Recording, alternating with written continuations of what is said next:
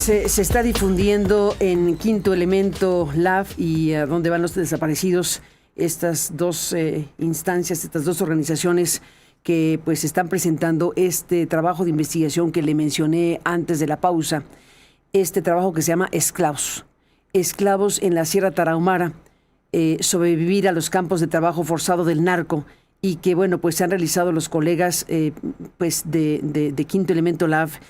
Marcela Turati, que es periodista, pero también ha dedicado su vida a ser activista. Ha sido una persona que ha trabajado directamente pues en el campo, ha trabajado directamente con las víctimas, ha trabajado directamente y ha colaborado directamente con esta causa sobre el tema de los desaparecidos en México.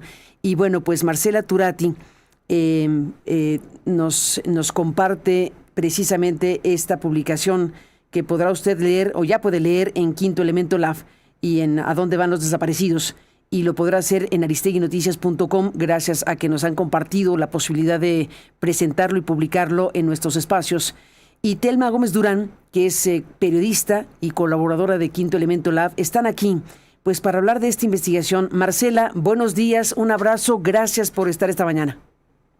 No, un gran abrazo y muchas gracias por habernos invitado. Al contrario, Telma Gómez Durán. Telma, buenos días, bienvenida. Buenos días, muchas gracias, Carmen. A las dos, muchísimas gracias. Y pues lo dije hace un momento, estamos frente a una investigación de muy alto voltaje, una investigación sumamente importante por el tiempo, no solo por el tiempo que les ha llevado a hacerla, que son varios años, sino porque están mostrando esta historia, esto que nos obliga a preguntarnos como sociedad sobre el tema de los desaparecidos y desaparecidas con sustancia, con profundidad, de raíz, porque lo que tiene Marcela es una investigación que toca fibras muy sensibles de una sociedad que parece no serlo, una sociedad que no parece ser sensible a este tema. Cuéntanos, Marcela, de Esclavos en la Sierra Tarahumara. Bueno, sí, todo partió en 2019 cuando el gobierno, la Fiscalía de Chihuahua, anunció que había rescatado de unas cuevas a unos hombres, 21, que vivían como esclavos cultivando amapola y marihuana, ¿no? Ahí de inmediato, al leer la noticia, pues para quienes cubrimos desapariciones de personas desde hace mucho decimos, claro, esto es lo que siempre las familias dicen y que nosotros decimos. También hay desaparecidos que están vivos y que los tienen trabajando. Entonces, de ahí, pues, fue ir a la fiscalía y primero tratar de tener más datos de quiénes eran estas personas, tratar de hablar con alguno de ellos. Cuando pudimos hablar con el primero, muy acotado, porque la fiscalía no dejaba preguntarle casi nada. Y pudimos, pues quizás por un golpe de suerte, obtener el expediente y ver los primeros 21 testimonios, pero que estaban muy recortados, o sea, una hojita por cada uno, aunque hubieran pasado 3 años en estos campos o algunos 7 meses, en fin, cada uno diferente. Pues ahí dijimos, tenemos que investigar qué pasa, qué vivieron, cómo fue posible, cómo los reclutaron y demás. Y esa investigación pues se fue cada vez ampliando más y más porque empezamos a descubrir pues que no eran los primeros, que no eran los únicos, y con el tiempo, y por eso la importancia de haber seguido el caso 5 años, ¿no? Cómo se siguieron llevando a más gente. Entonces este reportaje que tiene esto de hablar con sobrevivientes, porque unos nos remitían a otros y luego a otros y luego a otros, o también encontrar los lugares donde los reclutan y que las autoridades pues parecen ignorar porque no hacen nada. Todo eso nos fue dando una profundidad para hablar de este tema y para contar cómo fue la vida dentro de estos campamentos de trabajo forzado, que cuando los rescatan, ellos mismos dicen, se quedaron muchos compañeros, hay muchos más, ¿no? Entonces hablan de al menos 7 campamentos, eran para el cártel de Sinaloa, estaban reclutados para gente que trabajaba para el cártel de Sinaloa, aunque también dicen que había un acuerdo ahí con la línea, el brazo armado del cártel de Juárez. Y entonces vimos todo este tema del modelo de expansión criminal también y cómo ha ido cambiando la idea del narco benefactor, ¿no? Gracias, Marcela Turati. Telma Gómez Durán, ¿qué les contaron? ¿Qué cosa hacían estos hombres ahí? ¿Qué les obligaban a hacer? Esclavizados ahí, viviendo en esas cuevas. ¿Qué hacían? Bueno, mira, lo primero empezaba con el enganche, de cómo los enganchaban. Es importante decir que estos hombres eran engañados, les ofrecían ofertas de trabajo falsas, les decían que había trabajo para ir a cortar, a poner pósters, a postes, a limpiar terreno, a hacer trabajos en un campo. Pero cuando ya les ofrecían estas ofertas con una paga bien, y donde los reclutaban, los lugares donde los reclutaban es donde comúnmente la gente en el norte del país y en especial en Chihuahua se reúne para buscar trabajo, para ir a la pesca pizca de manzana, para ir a hacer trabajos de albañilería, etcétera. También en colonias de la periferia de Chihuahua, en la ciudad de Cuauhtémoc, en Huachochi, en asentamientos rarámuris. Ahí los buscaban, les hacían estas ofertas y ya después los llevaban hacia el municipio de Ocampo, en la Sierra Tarahumara, en una zona de muy difícil acceso, en donde solamente las camionetas en donde los transportaban podían llegar hasta cierto lugar y ya después los bajaban y los hacían caminar. Algunos relatos cuentan que caminaban más o menos en promedio 8 horas para llegar hasta los lugares en donde los tenían trabajando. Em, Muchos de ellos cuando se daban cuenta de que pues no era el trabajo que les habían prometido y que deseaban pues ya irse, pedían que los liberaban, pues no era posible porque los amenazaban, los tenían con armas, los cuidaban hombres con armas. eh, Además de que estaban en un lugar que muchos de ellos no conocían, muchos de ellos tenían temor de escapar porque precisamente era un lugar de la sierra de muy difícil acceso. Pero aún así hubo quienes escaparon. Pero bueno, estando en los campos, pues los hacían trabajar de gallo a grillo, nos decía uno de ellos, uno de los sobrevivientes. Les daban muy poca comida, lo indispensable para que siguieran trabajando. Todos los relatos recuerdan, por ejemplo, que les daban una masa que le llamaban el loco, que era más seca con sal y agua y que pues eso los mantenía todavía con fuerzas para trabajar. La comida era súper escasa y además quienes trataban de rebelarse, de dejar esos lugares, pues los torturaban. Había golpes, había mucha violencia dentro de esos campos. Hay algunos testimonios que incluso también hablan de violencia sexual.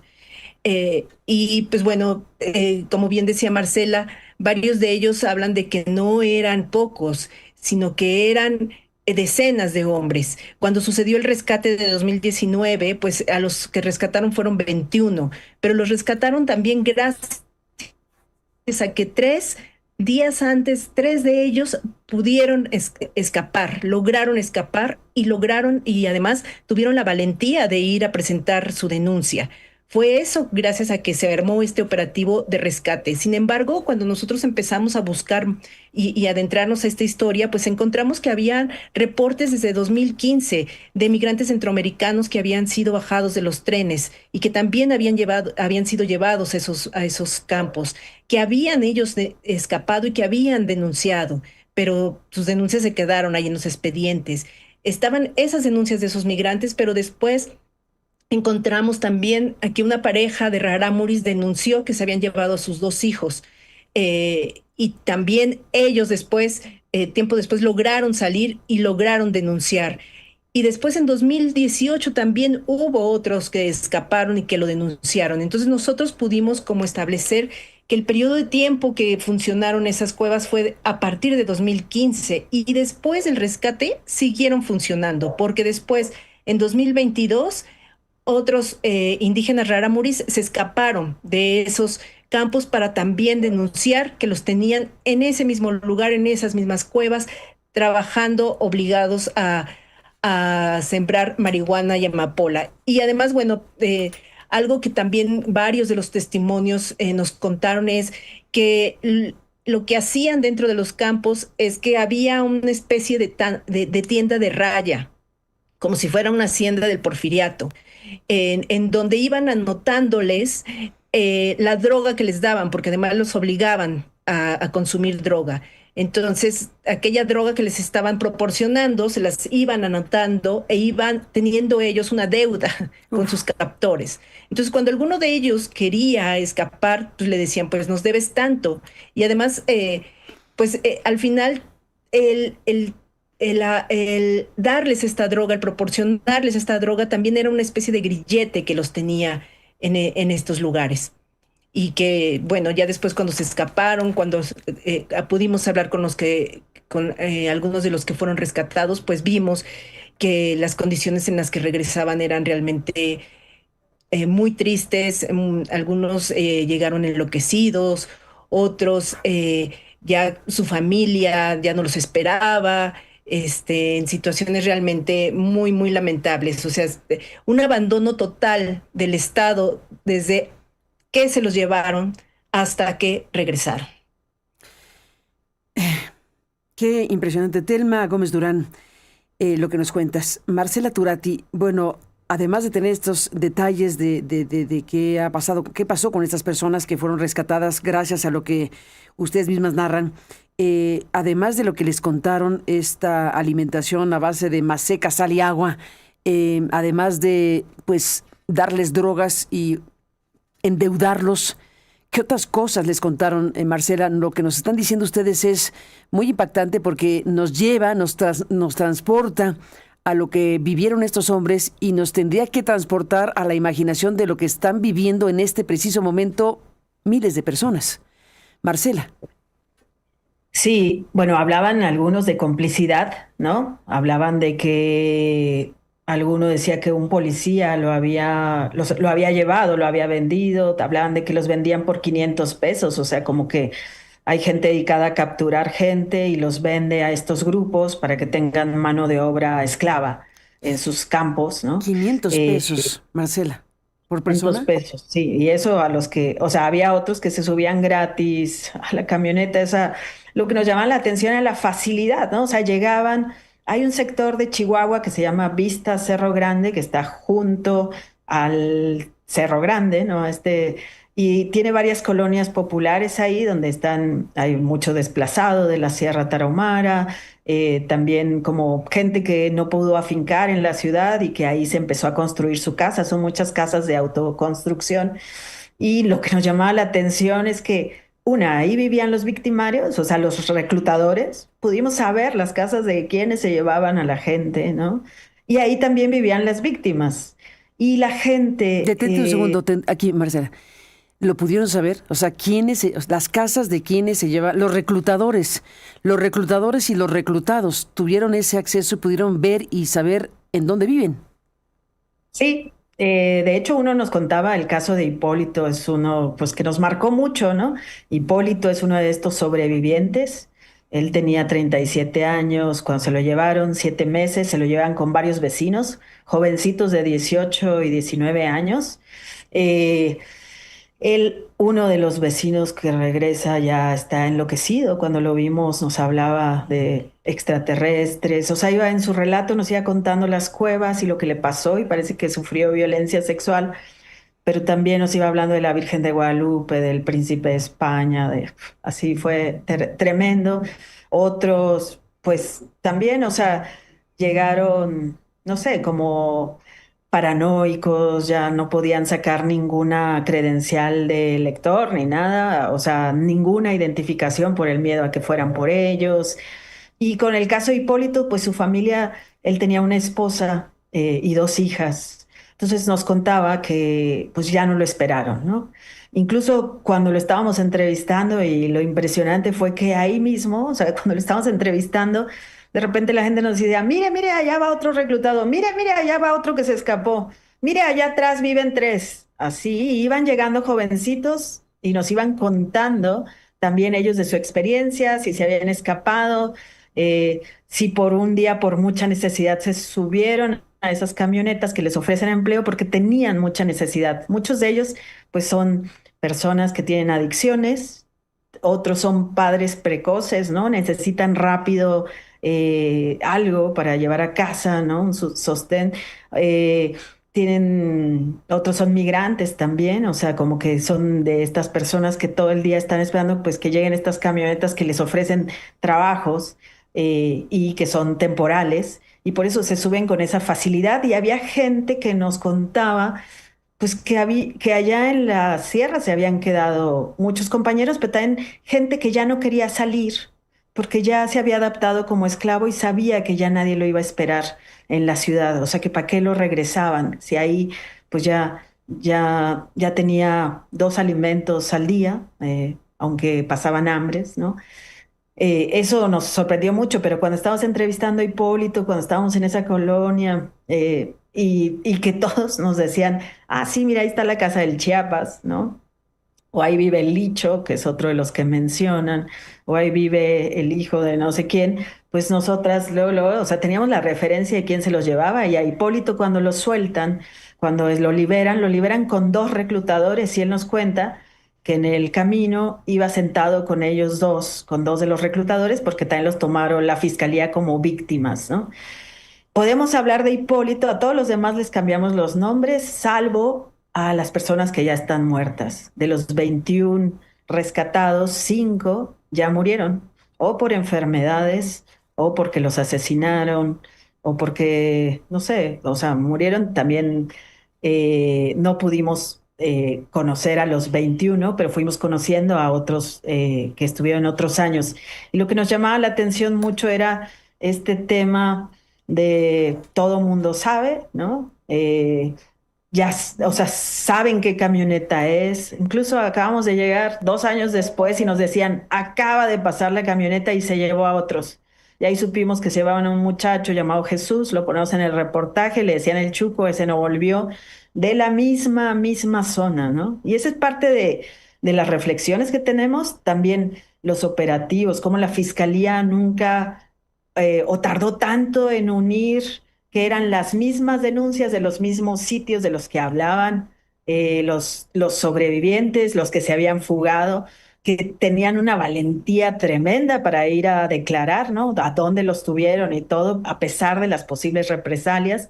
Y la otra cosa que también nos consternó fue cuando supimos que detuvieron al Chiapas, ¿no? A Henry Giovanni, que era el que la gente decía que manejaba la camioneta, y que por unas cosas legales la fiscalía, aunque anunció que ya lo habían detenido y aunque le habían dado 22 años de prisión, por el tema de prisión preventiva, por un tema legal, porque lo metieron en otro caso también de trata, también de esos mismos campos, pues a la mera hora, como había pasado su tiempo de prisión preventiva, lo liberaron y está prófugo al único que habían detenido por este caso, ¿no? Entonces, pues vemos todo esto.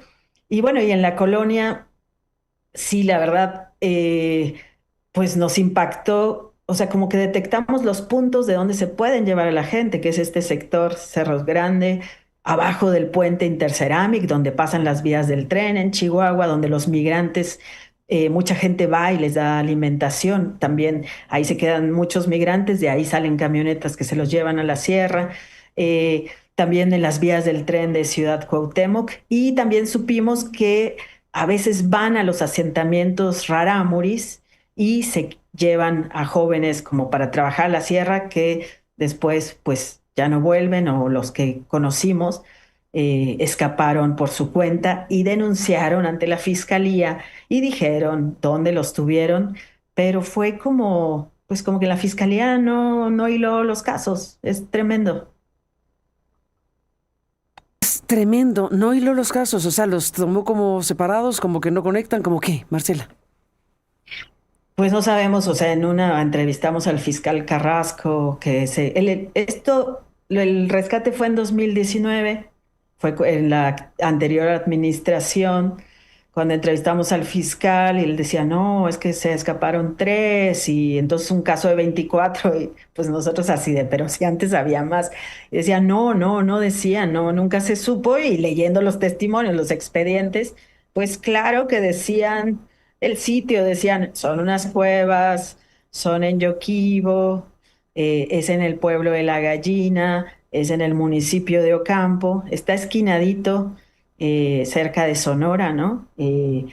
Y, y lo que llama mucho la atención también es este tema de son muchos campos. O sea, la gente hablaba de, es que en el campo uno estaba el R1, el R2, el R3, hasta el R7, ¿no?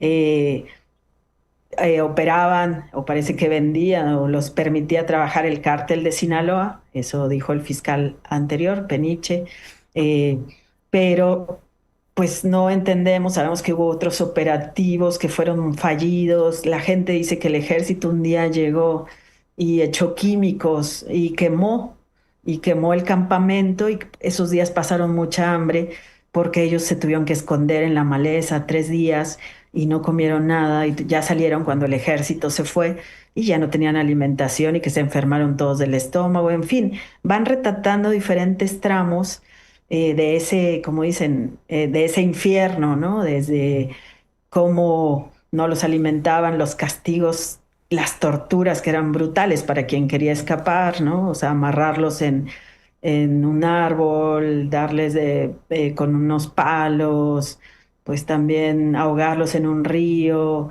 o de plano, o sea, con las armas o tirarlo por un barranco, en fin, cuentan muchas de estas de cómo los sometían. Y bueno, y esto también nos habla de la operación criminal y de cómo el narco benefactor, o lo que creíamos que era el narco benefactor, pues ya es un mito, ¿no? Para ahorrarse ganancias.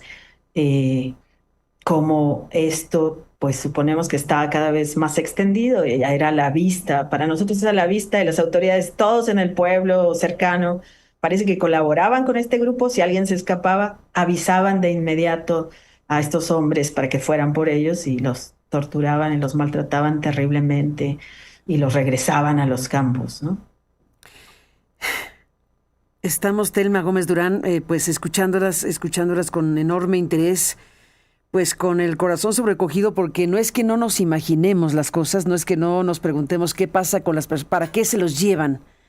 Habrá muchas razones por las cuales el crimen organizado se lleva a las personas por miles, pero aquí claramente es mano de obra, Telma Gómez Durán, mano de obra esclavizada del narco, con autoridades que en este caso sí respondieron a la denuncia que presentaron algunos de los reclutados forzadamente, pero como ustedes dicen, quedaron algunos más ahí. Fue un operativo inusual, como ustedes lo dicen en el reportaje. No hemos visto cosas como esta, pero en este caso en Chihuahua fue un operativo inusual y por eso la relevancia del asunto, porque hubo una acción de la autoridad frente a una denuncia de algunas personas que estaban en esas cuevas.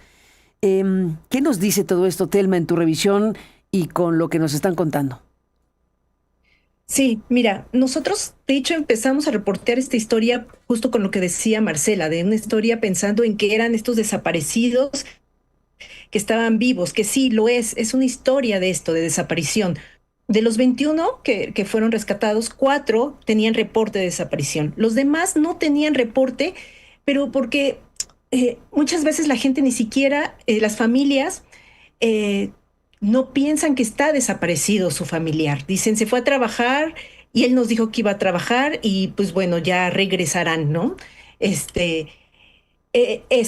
Pero entonces esta historia no solamente habla de estas desapariciones en donde usan a la gente de mano de obra, sino también habla de cómo funciona la trata de personas con fines laborales. Y sobre todo, algo que pensábamos mucho, que nos muestra cómo funciona el narco a ras de piso, muy alejado muchas veces de estas narrativas que nos presentan en las series o que estas narrativas que nos presentan de estos narcos triunfadores, digamos, ¿no? Aquí los grupos del crimen organizado que reclutaban, que tenían a esta gente ahí trabajando, muchos de ellos, de los reclutadores, incluso pues también habían llegado a esos campos trabajando. Lo que encontramos es que también las fronteras entre víctimas y victimarios, las líneas eran tan delgadas porque para sobrevivir algunos de los de los que eran esclavizados, pues tenían también que ejercer violencia y ejercían violencia contra sus compañeros. Y además, algo, como dice Marcela, algo que nos sorprendía muchísimo es que sí existían estas denuncias desde 2015, que después hubo otras en 2018, en 2017, que hubo el rescate en 2019 y que siguieron yendo. El último caso que nosotros documentamos ocurrió en 2022 y se llevaron a 15 rarámuris de Huachochi, de una de las, del lago de las Garzas le llaman ese lugar, que es un lugar muy concurrido y muy conocido en esa zona. O sea, no es que tampoco estuvieran llevándoselos de zonas apartadas, de zonas a las que no se puede llegar. Los puntos que nosotros identificamos de dónde se llevaban las personas, como dijo Marcela, era esta colonia, este sector, que es donde vivía también el Chiapas, que uno de los reclutadores, pero también ahí vivían otros. Entonces, es algo que está sucediendo a la vista de todo el mundo y que incluso para algunos de los que ya se habían llevado o para algunas familias, pues era así como de, sí, pues a veces pasan o sea, y nos vamos y pues es que no han regresado, ¿no? Entonces, normalizar eso me parece que es algo que nos movió, nos sorprendió, que estuviera tan normalizado que se llevaban hombres para trabajar y que algunos de ellos no regresaban nunca. Esa parte, pero además también creo que esta historia refleja no solamente todas estas condiciones de vulnerabilidad que hacen que la gente sea muy fácil de reclutar, por decirlo de alguna manera. Detente aquí, te propongo, Telma, detente aquí un segundo, discúlpame. Necesitamos hacer un corte, rápidamente, y regresamos contigo y retomamos este hilo de las cosas. La normalización de las cosas, ¿por qué es tan fácil llevarse a las personas? ¿Qué tipo de circunstancia vive México con todo lo que nos están contando? Volvemos con ustedes. Saludos a las estaciones que están transmitiendo en vivo en este momento el programa.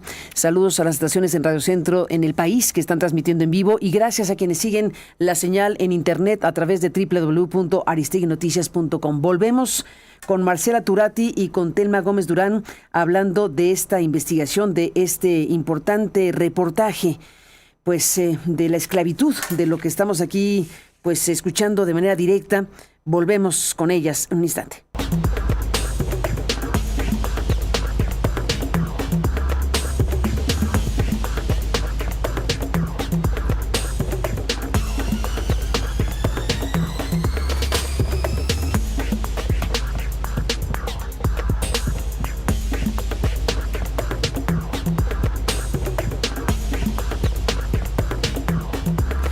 Estamos de regreso en esta conversación, en esta entrevista con las dos colegas periodistas, Telma Gómez Durán y Marcela Turati, que están presentando el día de hoy esta investigación pues tan importante que estamos aquí escuchando, llamada Esclavos en la Sierra Tarahumara, sobrevivir a los campos de trabajo forzado de narco. Y bueno, pues este trabajo de Quinto Elemento LAF y de a dónde van los desaparecidos, pues es muy relevante. Me detuve, Telma Gómez Durán, te detuve porque teníamos que hacer el corte, pero estabas hablando de lo que ustedes vieron directamente, de cómo hablaron con estos hombres que fueron rescatados de esas cuevas en la Sierra Tarahumara, que estaban literalmente esclavizados, cultivando amapola, marihuana, todo lo que han explicado ustedes, que es muy importante, y lo que ustedes han narrado también. Pudieron ir a las comunidades a hablar con las personas, ver con normalidad cómo la gente, entre comillas, muy entre comillas, cómo las personas les decían, miren, ahí va uno que fue reclutado, ahí va otro, aquí viven tres, ¿no? Es decir, la gente tiene clarísimo lo que pasa con ellos. Y en eso estabas, Telma, en donde te interrumpí, cuando estabas hablando de esta especie de normalización, de que se llevan a los muchachos. Se los lleva el narco, se los llevan para trabajar forzadamente, y eso es parte de esta realidad. Telma. Sí, así es. Y lo que te decía era que nos llamaba mucho la atención que las condiciones de vulnerabilidad que existen en los lugares de donde se los llevan, en donde viven ellos, donde viven quienes los reclutan, y que tampoco no hay una intervención del Estado para esas zonas. Nosotros tratamos de ver qué pasó con estos 21 hombres que fueron rescatados.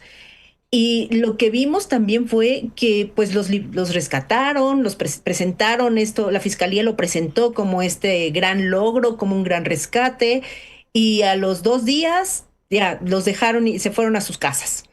Y después no hubo un seguimiento de ellos, no hubo una atención psicológica, no recibieron ninguna ayuda para saber, bueno, después qué iban a hacer con sus vidas. Entonces, bueno, pues muchos de ellos regresaron con adicciones aún más profundas, regresaron muy lastimados físicamente y mentalmente, y pues fueron otra vez abandonados, otra vez dejados a su suerte.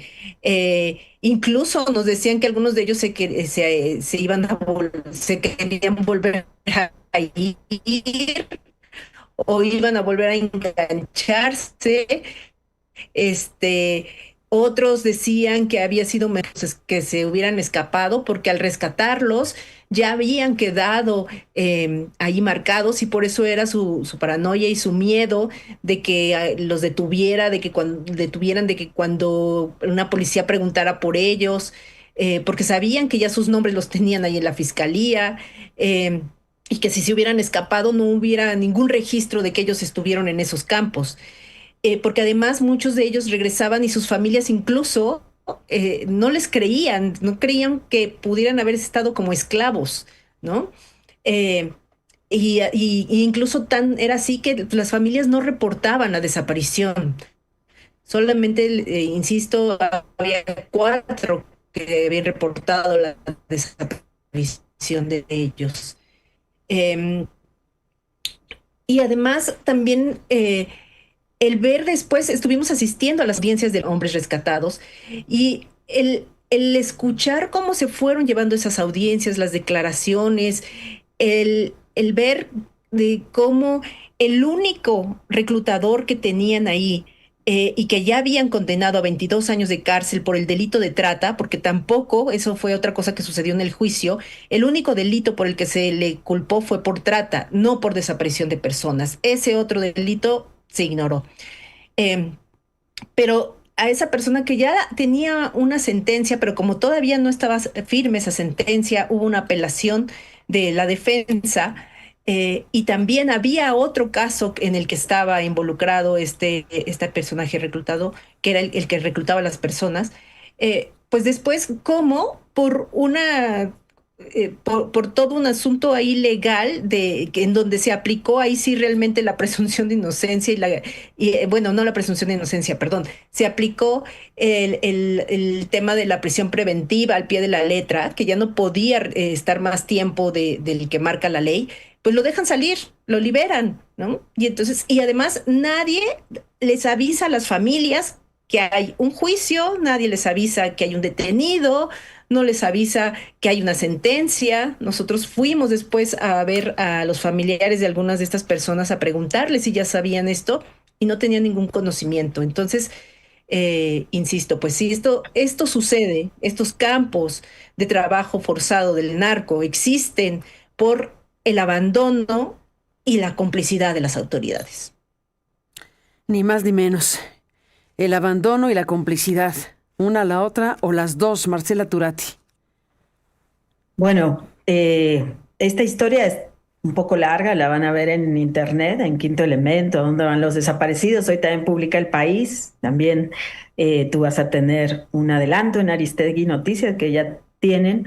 Y también vamos a tener un audio o sea, todo se puede escuchar con la voz de Jiménez Cacho, para quienes les parezca un poco largo este reportaje, porque sí, y ahí van a ver cómo cada uno, son 6 capítulos y cada uno refleja algo que nos llamó la atención. El primero es la historia de Bar, el hombre que se escapa con otros dos jovencitos, Raramuris, y por el que se abre ya por fin el caso y el que indica dónde están estas cuevas, ¿no?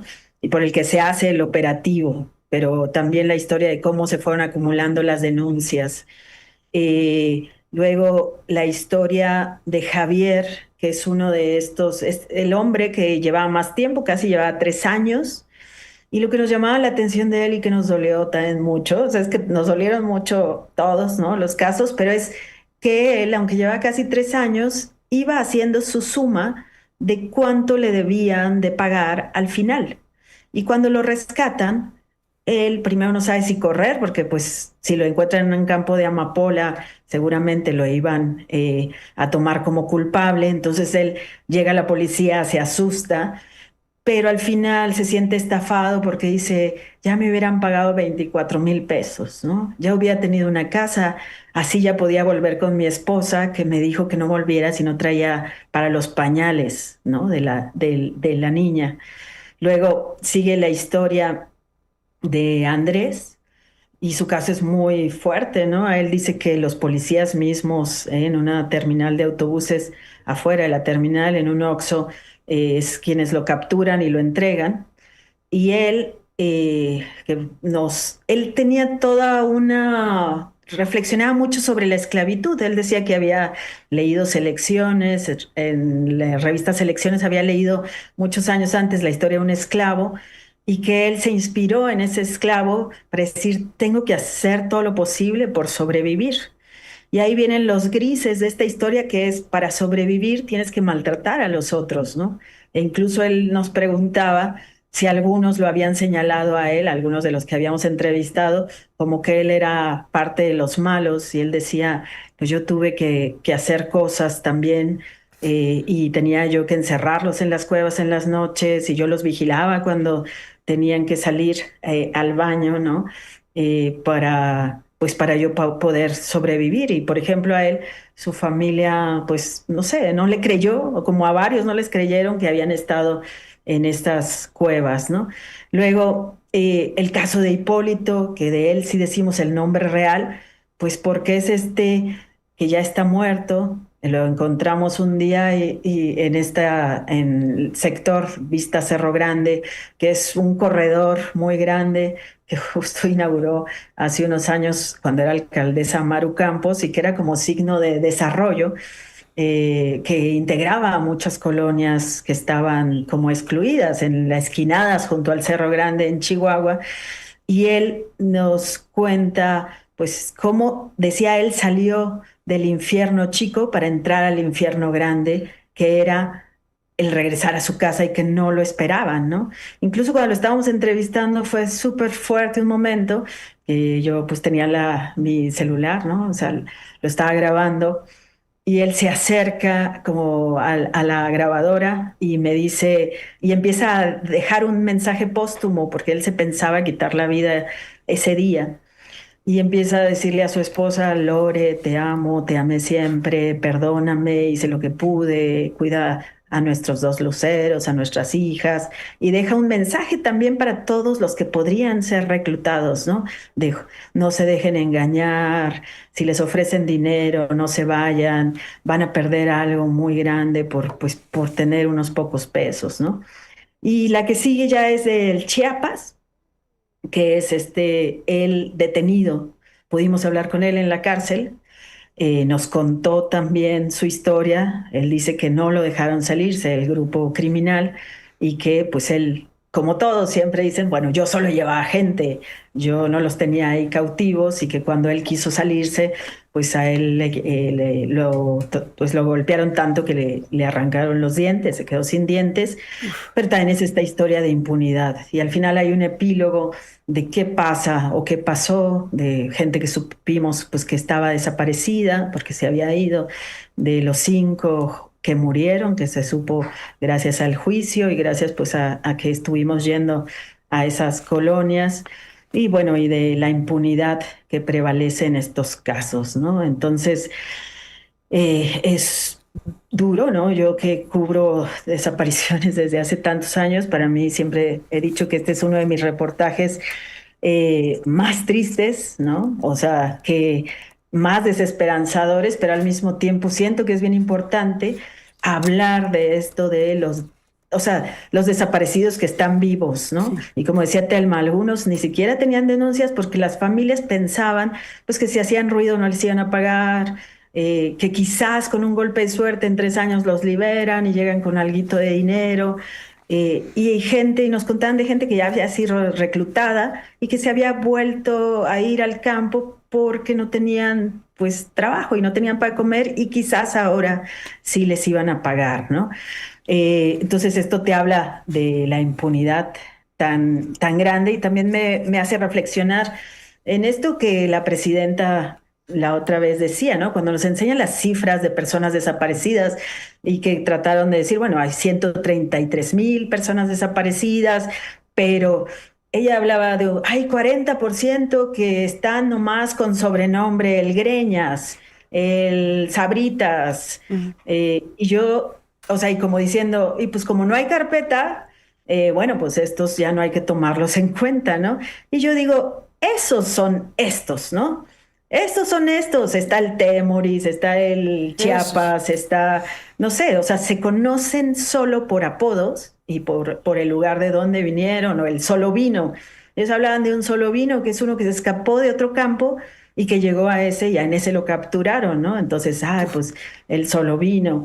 Y así, entonces, como que no desdeñar, aparte de que tenemos una cifra oculta de personas desaparecidas, aparte de que no tenemos contabilizados a los migrantes, y se hablaba ahí de hondureños, de guatemaltecos, yo pude ver a unos guatemaltecos años atrás que decían que los habían capturado de un tren en 500 pesos, por 500 pesos los habían vendido y resulta años después que me doy cuenta que es en este campo, ¿no? Que llegaron al mismo lugar y que no era, pues no es secreto, pues si pudimos nosotras llegar porque las autoridades no. Entonces, esto me hace pensar mucho de estos que dicen de no hay reporte concreto, solo tenemos apodos, pues es súper grave. O sea, son este tipo de personas que pueden estar en estos campos de trabajo que las familias no pusieron denuncias por miedo, porque no saben si va a volver algún día, porque saben algunas de ellas que están en algo ilícito, entonces saben también que se corre un riesgo, en fin. Este es uno de esos casos y nos tiene que también hacer reflexionar y también la falta de prevención es algo muy importante, o sea, cómo no se previene.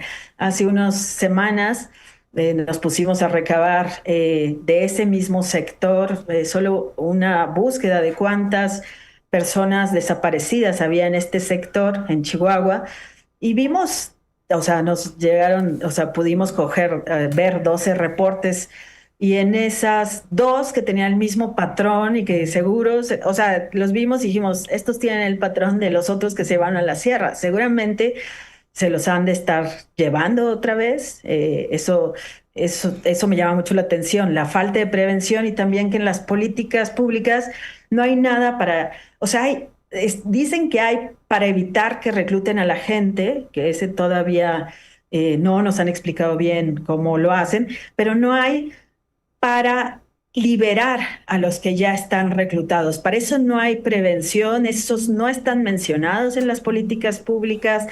Y consideramos, siempre las madres buscadoras han dicho, y bueno, y eso siempre a mí me llamaba la atención desde hace varios años, que algunas madres, no todas, ni podemos generalizar, decían, yo vi a mi hijo, lo tenía en una camioneta, solo intercambiamos miradas, pero no pudimos decirnos nada porque lo traían trabajando, ¿no?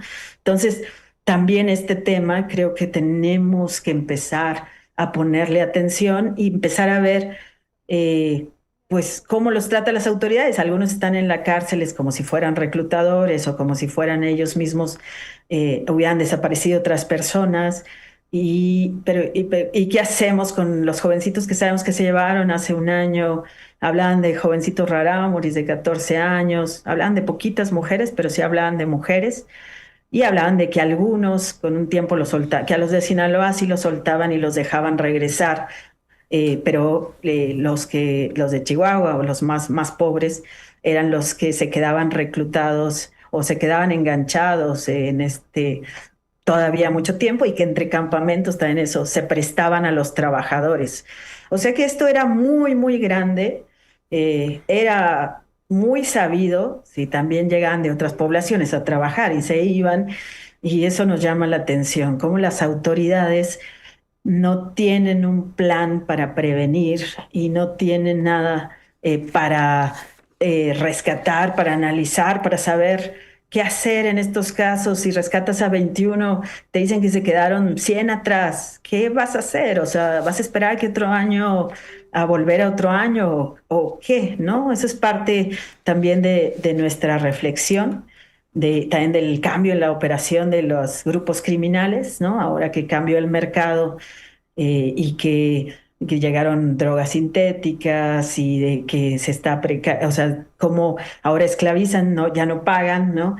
Y la impunidad en sí, sobre cómo se investigan también estos casos y cómo no tienes a nadie por lo menos el de los 21 en la cárcel. Sabemos que hay por otro, unos que fueron después, que decía Telma, reclutados en Huachochi, bueno, reclutados forzadamente, 15 rarámuris, pero ¿cuántos más hay y qué se va a hacer? ¿No? Esa es parte de nuestra reflexión.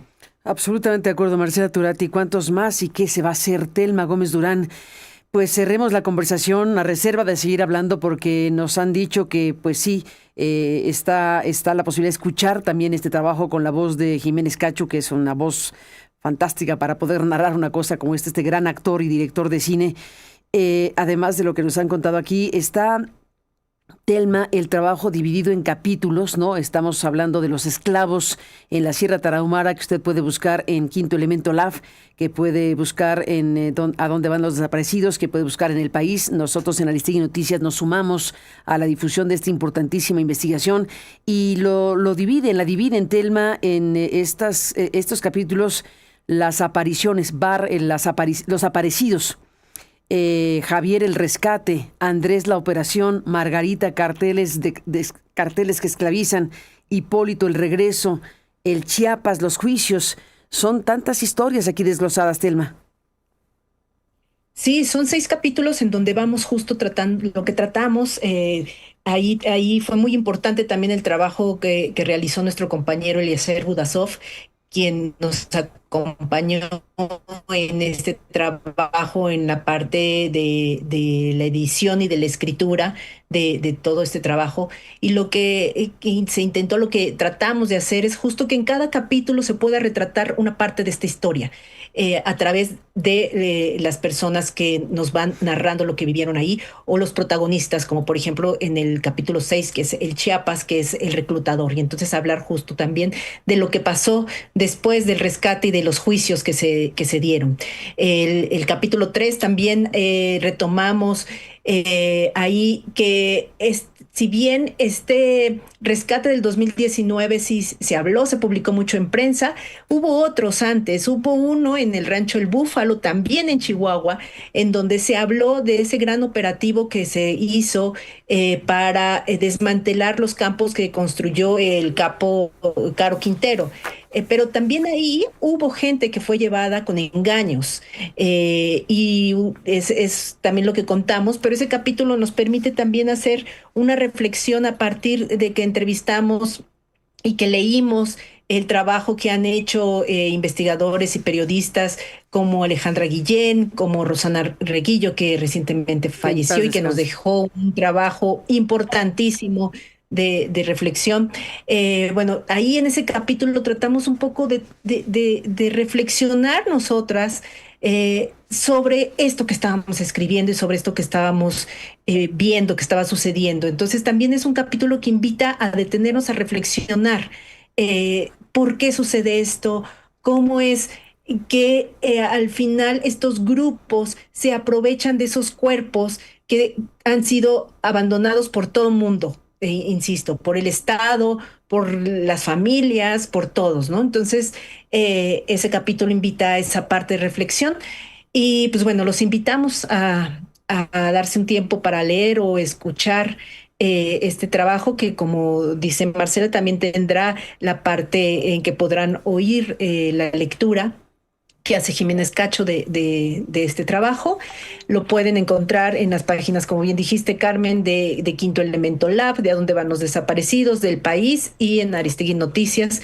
Y pues bueno, esperemos que puedan leerlo y que también con nosotros reflexionen sobre esto que está sucediendo en el país y esta historia que llevamos desde hace mucho tiempo cargando con el tema de los desaparecidos, con el tema de la trata, con el tema de la impunidad, con el tema de cómo funcionan las investigaciones judiciales en este país, cómo funcionan las fiscalías, cómo funciona también el poder judicial. Creo que esta historia engloba mucho de esto, todas esas cosas que se quiebran en el Estado y que permiten que existan estos campos.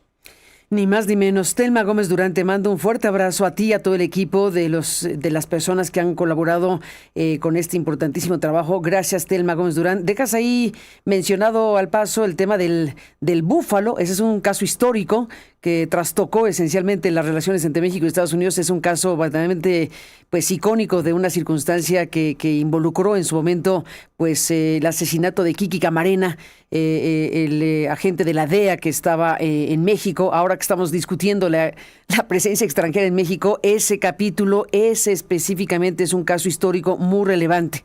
Así que bueno, lo dejamos ahí porque es una mención que haces del tipo de cosas que se saben desde hace décadas en este país. Gracias, Telma. Un fuerte abrazo.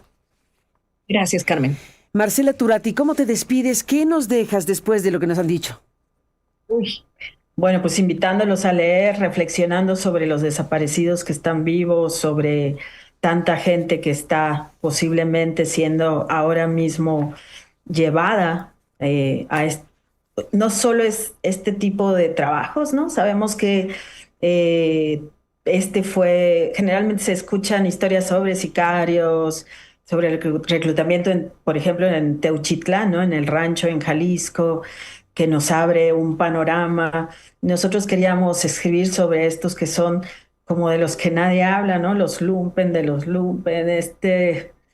estas personas que nadie quiere ver, que las autoridades, o sea, que ni siquiera piensan en darles de comer, solo darles de comer para mantenerlos vivos, ¿no? El narco también en su degradación más baja, buscando a los más pobres y desvalidos, ¿no? Entonces, para ellos también tiene que ser este país y para ellos también, o sea, tenemos que pensar en ellos, también en esta crisis que tenemos de desaparición de personas, en el subregistro.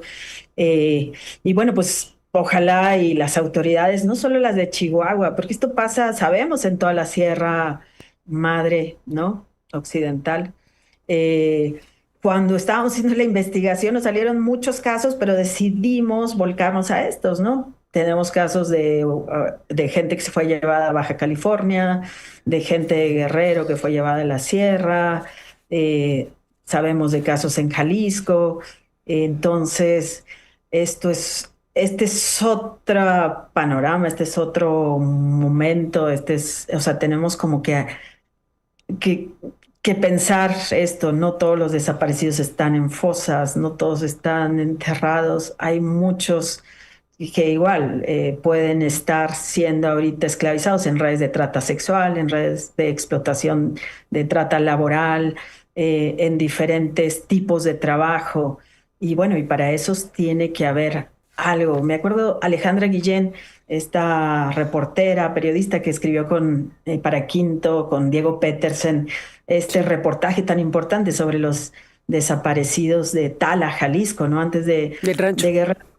Ajá, del rancho, perdón. Izaguirre, ella decía que en esos años, como que hubo antes de Alfaro un momento en que hubo un fiscal que sí quiso hacer algo y que usaban los helicópteros para rastrear arriba de los ranchos y ver con mapas de calor si había gente cautiva, ¿no? Y que rescataron así a personas. Y la pregunta que ella hacía en ese momento era, ¿por qué no lo siguen haciendo? Si sí se podía, si en ese momento se rescataba gente. Entonces, no entiendo la tecnología para qué es, si no es para la seguridad de los seres humanos, si es nomás para incautar drogas, si es nomás para, no sé, para el tema de dinero y no es para salvar a las víctimas, ¿no? Entonces, creo que sí, como país tenemos que preguntarnos y que tiene que haber una estrategia para rescatar a todas estas personas que pueden estar en estas redes, ¿no? Y Total. seguir, como siempre hemos dicho, el tema del dinero, quiénes ganan con esto, el tema del transporte, siempre es importante, quiénes los transportan, quiénes los llevan, quiénes los mueven, ahí es a donde se tiene que ir, quiénes están ganando, a dónde van esa droga que están cultivando, que están sacando, en fin, y hacer mucho rastreo y prevención en las comunidades y dar algo para estas personas, pues que se la juegan todos los días porque saben que pueden nunca volver, pero se siguen subiendo a estas trocas que llegan y donde les dicen, te doy 250 pesos si me ayudas hoy a poner un cerco en la sierra y vas a llegar en una semana y vas a tener tanto dinero. O sea, que no puede haber policías infiltrados ahí. No sé, o sea, es impresionante que lo dejan, o sea, que dejan a la gente así solita. Lo que supimos en un asentamiento rarámuri es que la gente, el gobernador de esa comunidad, se juntaron todas las familias y dijeron, ya no vamos a permitir que a nuestros hijos se los lleven sin que sepamos quién es, sin que tenga referencias, sin que tengamos teléfonos de contacto y demás. Y por lo menos ellos empezaron a tratar de que sus muchachos no fueran llevados a estos engaños. Ahora, de todos modos pueden ser engañados, ¿no? Pero, pero no sé, o sea, la autoridad está y sigue ausente en todos los tramos de esta historia y eso es, pues es un diagnóstico fallido, pero sabemos que hay oportunidades y que se pueden hacer cosas y por eso también contamos estas historias. Por supuesto, Marcela Turati, Telma Gómez Durán, déjenme cerrar con esta reflexión compartida con ustedes. Después de escucharlas y después de conocer este trabajo tan importante, Esclavos en la Sierra Tarahumara, sobrevivir a los campos de trabajo forzado del narco, cómo pudieron identificar a estas personas que estuvieron ahí, cómo los rescataron, cómo vivieron y qué tipo de circunstancias pues involucran a estos hombres. Después de todo lo que hemos escuchado, tendríamos que decir que México tiene hoy una oportunidad. Tú usaste la palabra, Marcela, oportunidad. La oportunidad enorme y gigantesca que está abriendo el Comité de Expertos de Naciones Unidas. Estamos hablando de que hay un pronunciamiento sobre la gravedad, las dimensiones del fenómeno de desapariciones forzadas en México, que ha sido estudiado por muchos. Se presentó por parte de la CID hace algunos días un informe de 2 años de trabajo. Se presentó el trabajo de los expertos de la ONU, un trabajo donde están planteando cosas muy concretas, entre otras, que hay indicios de crímenes de lesa humanidad en México. Después de oírlas, yo le digo al público, ¿hay o no indicios de crímenes de lesa humanidad en México? Y este grupo de expertos de altísimo nivel que llevan años estudiando a México, que han hecho informes importantísimos sobre este tema, han decidido, como hemos informado, activar el artículo 34 de una convención que existe, de la que forma parte México, que es la Convención de Desapariciones Forzadas. Y esto significa, entre otras cosas, que ese comité, por primera vez en la historia, le pide al secretario general de las Naciones Unidas que lleve el caso México en materia de desapariciones forzadas a la Asamblea General de la ONU. Nunca ha ocurrido esto. Y no es para acusar al gobierno de Sheinbaum, es para ver qué demonios hace el mundo o los países del mundo para colaborar con México. México que está colapsado absolutamente desde hace décadas con un fenómeno que ha ido en crecimiento de narcotráfico, de crimen organizado, de autoridades coludidas y de miles de personas desaparecidas, muchas de las cuales están enterradas, pero muchas de las cuales están seguramente viviendo hoy lo que ustedes narran del capítulo en la Sierra Tarahumara. ¿Eso no es esto una oportunidad para México? Yo pregunto, ¿eso no la posibilidad de reconocer como Estado que está absolutamente rebasado, penetrado y rebasado en función de los números y de estas realidades? Y que si la parte del Estado mexicano funcional, digámoslo así, no toma esto como una oportunidad, pues este país se lo llevará al carajo.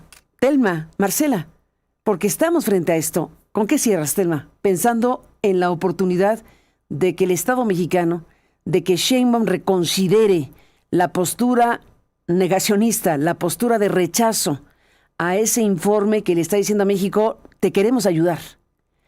Los países del mundo podrían activar colaboraciones para tener una respuesta eficaz frente a este monstruo que está enfrente de nosotros. Telma, Marcela, cerremos con esto, les propongo. Telma. Sí, totalmente. El país tiene una oportunidad y, o sea, no sé, tiene una oportunidad de poder ir cerrando todas estas grietas que existen en todos los niveles del Estado y que permiten que esto suceda, que permiten que tengamos esa cifra horrorosa de personas desaparecidas, que tengamos todavía estos fenómenos de trata laboral y de esclavitud como si estuviéramos en siglos de hace mucho tiempo, que tengamos esta impunidad y esta falta de respuestas para la gente. Entonces, México tiene esa gran oportunidad y creo que lo que menos se vale es decir que fue en el momento de otros, que ya ahora no sucede, que, que eso está cambiando. Eh, Nosotros con esta historia, sí, es una historia que vimos, como mencionamos, que por lo menos empezó desde 2015, pero no dudamos que desde antes estuviera. Pero en 2015 ya había testimonios, que continuó, en 2019 se muestra y el mismo gobierno acepta que existen esclavos en cuevas, pero que después continúa y que todavía cuando fueron los juicios de estos casos en 2024, pues vimos que una fiscalía no realizó su trabajo como debía de ser, que un sistema judicial también pues no le redujo la condena y al final ya ni siquiera hay un condenado. Entonces, claro, México tiene esta gran oportunidad de reconocer la gran crisis que se está viviendo, que es una crisis que lleva años y que en realidad no hay un trabajo a fondo para poder prevenir que esto suceda, pero también para poder encontrar a todas estas personas desaparecidas o poder desarticular todas estas redes de trata que siguen funcionando en el país. Marcela Turati, nos vamos. ¿Con qué nos dejas? Ahora sí cerramos. Bueno, pues que este tema, el tema de la desaparición de personas, tiene que ser una prioridad nacional. No se ve así, ¿no? El tema de la seguridad ciudadana, el derecho a no ser desaparecido, ¿no? O sea, es algo como fundamental. Se empezó a decir a partir de que pues la ONU, el Comité contra la Desaparición Forzada, pues activó el artículo 34 para llevar el caso mexicano a la Asamblea General, que tampoco, pues no sabemos qué pase, ¿no? O sea, siempre los operadores políticos de México, los diplomáticos, eh, eh, no hacen muy buen trabajo en evitar, o sea, muy buen trabajo, pero para mal, ¿no? En evitar que, que ese tipo de, no sé, de declaratorias se dé, ¿no? Para el caso mexicano. Yo también pienso que si se requiere ayuda, que se requiere urgentemente, como ya lo vimos en el caso de Ayotzinapa, ¿no? Con el equipo argentino de antropología forense, con el GIEI, cuando intervinieron todo lo que pudimos saber sobre la desaparición de los estudiantes hasta que no les permitieron más avanzar. Y sí, México requiere esta ayuda, pero se requiere primero eso, que se acepte el problema, que se deje de hablar de que las desapariciones eran en el pasado, que ahora ya no ocurren, que ahora son solo los grupos criminales, porque, como bien decía el informe que presentó la Comisión Interamericana, o sea, hay una colusión, hay una complicidad, hay una aquiescencia, y esto ocurre porque se permite, ¿no? Entonces, y porque el Estado lo permite, ¿no? Si no, no podría ocurrir. Entonces, sí creo que es muy importante que se dejen de culpar unos a otros y de decir, no, pues que si esto es federal o que si es municipal o que si es estatal o si fue en tal sexenio o tal otro. Siento que solo están nadando todos de muertito, echándose la culpa, y las familias que ya tienen a personas desaparecidas, pues ahí buscando en fosas o como puedan, tratando de rescatar gente, poniéndose en riesgo las madres buscadoras, o también silenciadas sin poder decir nada, ¿no? Y entonces esto es una tragedia, y estamos viendo que diariamente sigue desapareciendo personas, y el registro de los 133,000 solo es de las que sí se reportan y los que las fiscalías sí reportaron también. Entonces, es una crisis de unas dimensiones enormes, y también lo que digo es, no solo como nos presentaron la semana pasada, creo, la secretaria de Gobernación, pues algo para lo forense, solo para los que están muertos, ¿no? Necesitamos ver qué hacer y cuál va a ser la estrategia para los desaparecidos que sí están vivos, para que podamos evitar su reclutamiento, evitar que se los lleven y también rescatarlos, y también darles una vida digna cuando ya salgan de esas redes, y no tenerlos, o sea, no dejarlos a su suerte en el desamparo, como vimos a todos estos chavitos, ¿no? Ya con adicciones, algunos enloquecidos, otros paranoicos, que no pueden ni siquiera tramitar un INE para conseguir un trabajo porque tienen miedo y lo van a tener siempre.